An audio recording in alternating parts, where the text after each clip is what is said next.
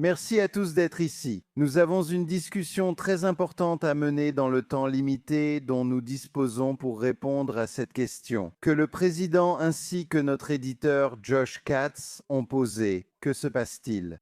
Nous savons à quel point la relation entre les États-Unis et Israël est spéciale. Nous connaissons les valeurs communes qui unissent les Américains et les Israéliens. Nous savons aussi qu'ils ont des ennemis communs qui les rassemblent. Mais où en sommes-nous aujourd'hui? J'ai trois questions. Le temps étant limité, je demande à nos intervenants de répondre le plus brièvement possible à chaque question. Et commençons par aborder la crise actuelle. Les derniers mois ont vraiment été une période de grande coopération entre les États-Unis et Israël, ce qui a donné à beaucoup d'entre nous de nombreuses raisons de nous réjouir.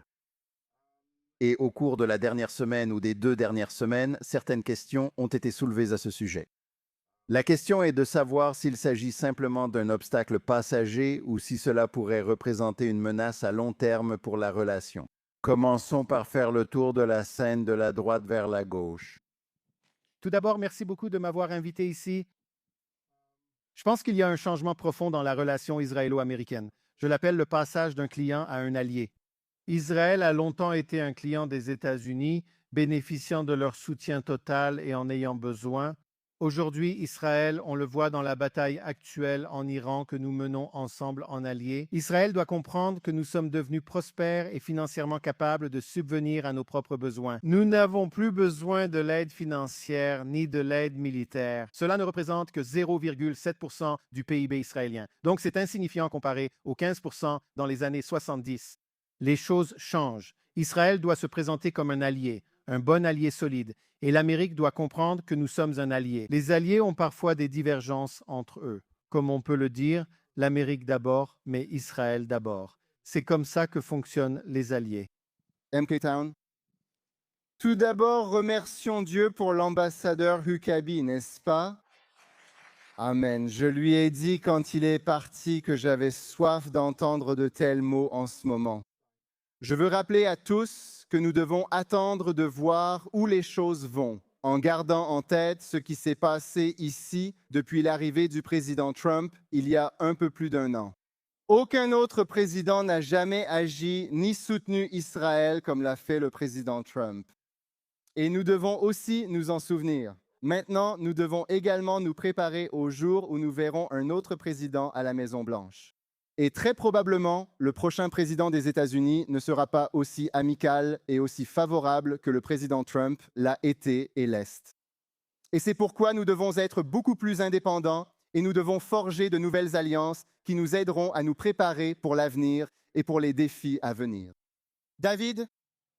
Oui, tout d'abord, je tiens à remercier l'ambassadeur Huckabee, car il est important de se rappeler que le pilier de l'Amérique et plus largement de la civilisation occidentale est constitué du mont Sinaï, du mont Moria, etc. Il n'est pas nécessaire d'aller plus loin que Dostoïevski ou d'autres pour parler de ce genre de choses, mais on le voit aussi partout dans le patrimoine culturel américain comme la Nouvelle-Jérusalem. Maintenant, dans ce contexte, ce que cela signifie vraiment, c'est que ce débat sur la politique envers Israël aux États-Unis ne concerne pas vraiment Israël. Il s'agit de l'âme de l'Amérique en tant que civilisation et de ce qu'elle est. Et je pense que les États-Unis entrent dans une période de bouleversement considérable. Les Lumières ont en quelque sorte atteint un certain point où il y a un retour à la religion et à la compréhension qu'il y a un ensemble. Mais quelle religion? Il y a un certain aspect de la puissance américaine qui a été trop étendu, trop sollicité, et l'Amérique est en quelque sorte en train de se replier sur elle-même. Et enfin, je pense que les structures politiques américaines entrent dans une période de bouleversement considérable. Je ne pense même pas qu'il faille discuter de la montée des démocrates ou des républicains. Je doute qu'il y ait encore un parti démocrate et un parti républicain dans 10 ou 20 ans. Je pense que nous entrons dans une période de bouleversement extrême, pas violent, mais un bouleversement politique et structurel de notre système partisan. Et Israël n'en est qu'un reflet. Donc c'est une bonne nouvelle dans le sens où Israël n'est pas vraiment la cause de cela, mais c'est une mauvaise nouvelle dans le sens où il y a de grandes forces à l'œuvre aux États-Unis qui détermineront effectivement la direction que nous prendrons. D'accord, ma deuxième question pour vous trois est où voyez-vous les plus grandes menaces pour la relation spéciale? Nous connaissons l'alliance rouge-verte qui s'est répandue dans toute l'Europe entre les marxistes et les islamistes.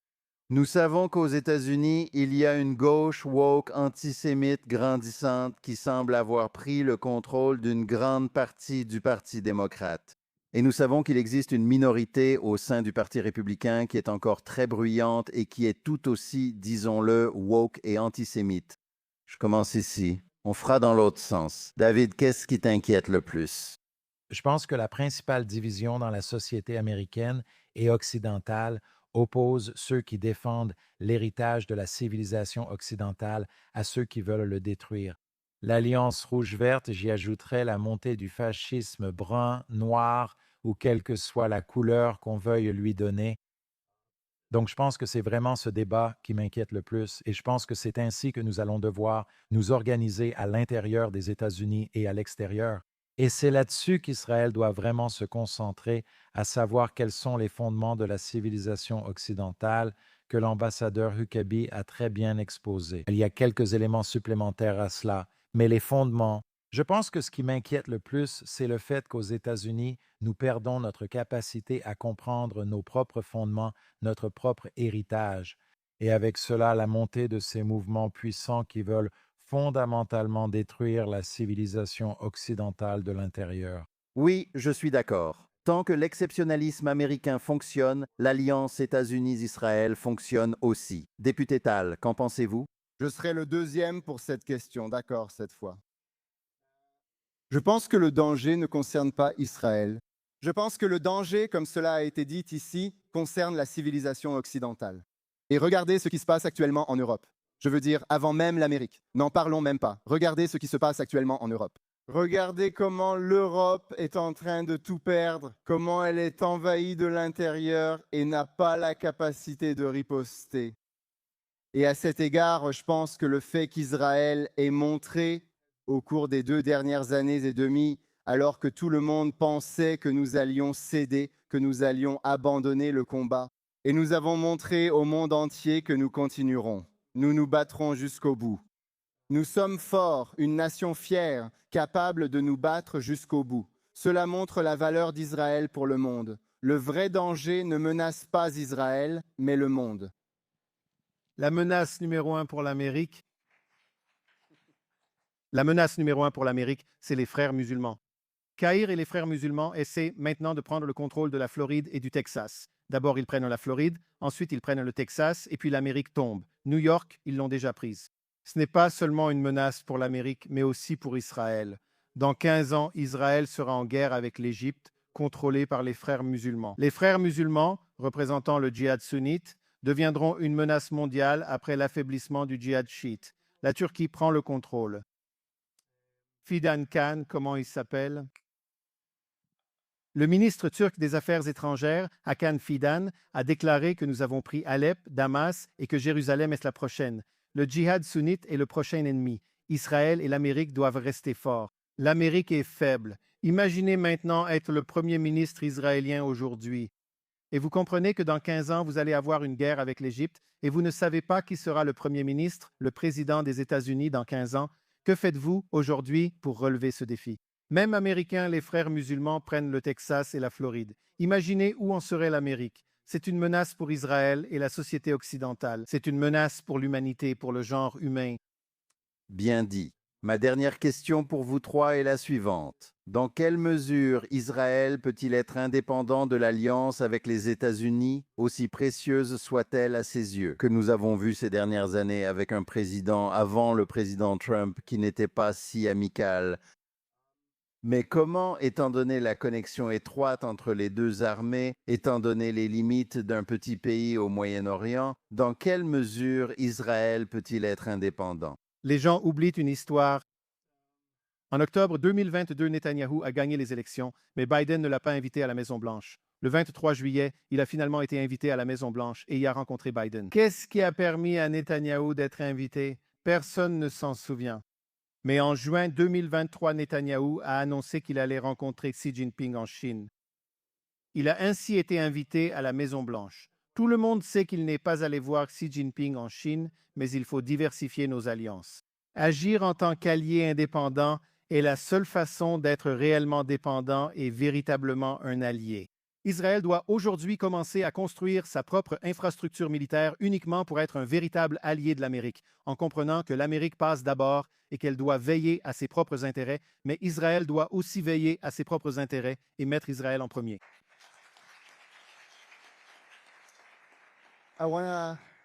Je veux répondre à cela en répondant au vice-président J.D. Vance. J'espérais que l'un d'entre vous le ferait. D'accord, alors je vais le faire. Et je veux lui dire que ce qui protège Israël, ce ne sont pas les mains américaines ni les impôts américains. C'est le Dieu d'Israël qui protège le courageux soldat de Tsahal. Nous sommes, comme je l'ai déjà dit, une nation forte et fière. Nous sommes ici depuis des milliers d'années et nous comptons rester ici encore de très nombreuses années, peu importe qui sera le président dans le monde ou à la Maison-Blanche. Donc oui, nous sommes indépendants, forts et comptons rester ici très longtemps. David? Eh bien, je pense que le protocole d'accord émergent indique, comme l'a dit Amiad, que la nature fondamentale de la relation est en train de changer et de se rééquilibrer. Israël y devient bien davantage un partenaire. Mais je dirais que ce n'est vraiment qu'une partie de la question. Je pense que les idées d'Israël, ce sont aussi ces enfants à Gaza, ces enfants qui se battent au Liban. Ils montrent où se trouve l'avenir de la civilisation occidentale. Ils ne se battent pas seulement pour Israël. Ils se battent pour rappeler au monde ce que la jeunesse américaine, la jeunesse européenne, etc., a oublié, ce qui leur est étranger. Si Israël réussit, c'est aussi un partenaire dans la restauration et la réhabilitation des idées qui sont à la base de la civilisation occidentale. Aussi petit qu'Israël soit, c'est vraiment le pays qui aidera à réhabiliter les fondements, les piliers de la civilisation occidentale. C'est très bien dit. Il nous reste quelques minutes parce que nous avons tous été très bons pour garder nos réponses brèves. Mais qu'est-ce qu'une réponse brève? Vous avez déjà répondu au vice-président Vance, mais cela a soulevé la question suivante. Israël est-il un allié ou un vassal? Quelle est la meilleure façon de répondre en tant que partisan d'Israël, qu'on soit américain ou israélien, à cette idée de taisez-vous et écoutez ce qu'on vous dit? Très rapidement. Penser qu'Israël est un vassal montre une incompréhension de l'Occident et de l'Amérique, ce qui est une menace pour tous deux. Israël est vraiment un partenaire, et si vous ne vous en souvenez pas, alors vous perdez de vue qui vous êtes et ce que signifie Israël. Donc je ne vois tout simplement pas comment l'Amérique pourrait survivre si elle commence à se perdre autant. Israël est certainement un partenaire et un partenaire très important. D'accord, je dirais simplement, écoutez nos ennemis et ce qu'ils disent. Ils ne sont ni modérés ni raisonnables. Ils scandent « mort à Israël, mort à l'Amérique ». Ils crient, ils disent « Israël et l'Amérique sont partenaires et nous sommes vos ennemis ». Et quand Israël combat vos ennemis, les ennemis de l'Amérique, cela prouve plus que toute autre chose que nous sommes en fait partenaires. Les actes valent mieux que les mots. Tout d'abord, demandez aux pilotes américains ce qu'ils pensent de l'armée israélienne. Tu es là. Deuxièmement, vérifiez le PIB israélien. Le PIB d'Israël doit doubler au cours de la prochaine décennie. Nous avons besoin du bon leadership pour y parvenir, mais nous dépasserons l'Amérique en PIB par habitant dans la prochaine décennie si nous agissons correctement. Nous avons le talent, les capacités et plus encore que l'Amérique, la vision et la confiance en nous. Israël devrait seulement être un allié et aider l'Amérique à redevenir ce qu'elle était. Ici. Merci à tous. Merci à nos 3 intervenants. La relation reste spéciale et travaillons tous ensemble pour qu'elle le reste.